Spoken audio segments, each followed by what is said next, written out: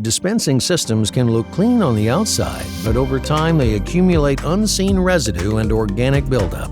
This affects the quality and taste of the beverages. For over a decade, TM Desana Max has been the trusted solution for maintaining clean beverage lines using its color change technology. This is how it works. First, disconnect the keg and pre-rinse the cleaning container and all lines with tap water. Then, prepare the cleaning barrel with warm water. Add Desana Max, close the lid, and shake the barrel to activate the solution. Remember to wear gloves and goggles for safety. Connect the tap head under CO2 pressure to the cleaning container, and the Desana Max solution begins working immediately, removing soiling and biofilm.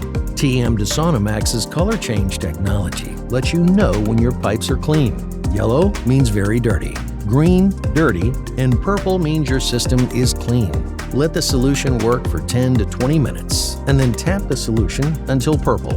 Repeat the procedure until cleaning solution no longer turns green. Cleaning complete. Fill the lines with a fresh solution and disinfect according to the recommended contact time. Rinse with clean water. Check the pH value.